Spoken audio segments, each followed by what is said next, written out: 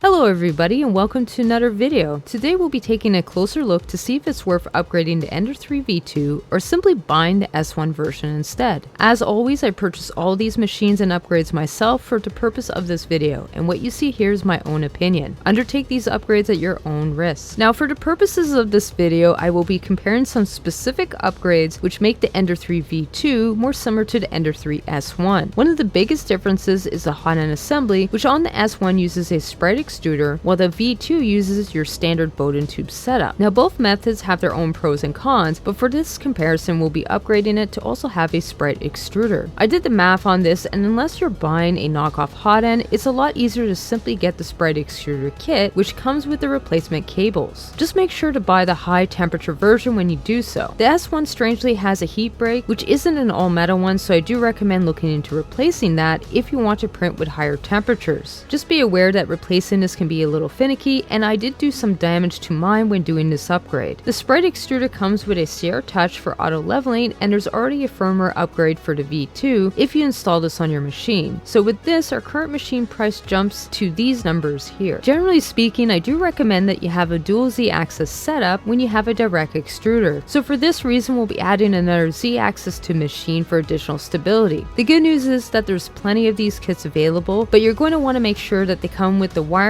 and, if possible, 2 lead screw bearing brackets, since they can help stabilize the lead screws. Most of these kits have a splitter cable which helps divide the signal from the stepper motor drivers and makes it a lot easier to install. I've already created a playlist for upgrading the V2, so make sure you check that out if you're planning to do some of the same changes to your machine. Another big difference between these two machines is the build plate. For some reason, you currently can't purchase the exact same build plate that comes with the S1 unless you're a registered vendor. This is problematic for print farms, which normally want to have a couple of extras so they can easily swap them out. The one that is currently available is the older version, which just doesn't work as well and really isn't worth the money. I added one of these to my machine, and honestly I'm thinking about either simply removing it or using 250 grit sandpaper to rough up the metal side. That seems to work great for PETG material. Now the nice thing about both these machines is that the source code is available for both, so if you've decided to make additional changes you still can. This makes the longevity of the machine more likely, since this opens up the possibility of additional suppliers for certain components. In a time where there's supply chain issues, this levels of flexibility is quite necessary for any purchasing decisions. So which option do I recommend and for who? If you already own a V2 and don't plan on picking another machine, then simply upgrading your existing one is a good idea. Doing this will reduce waste and help prolong the longevity of your machine, but I wouldn't consider this upgrade a necessary step unless you want to print with higher temperature materials. If you're planning on getting a new machine or need to replace the one you currently have, then the S1 is a feasible option. However, keep in mind that certain replacement parts aren't available to the general public as of recording this video. Since quite a few components are proprietary, this could pose a serious issue if you need to replace a component. Therefore, if you're looking for a reliable machine, then a stock V2 may actually be a better option because of its level of flexibility and its lower price point. Thank you for watching, and I hope to see you guys soon. Thank you and take care.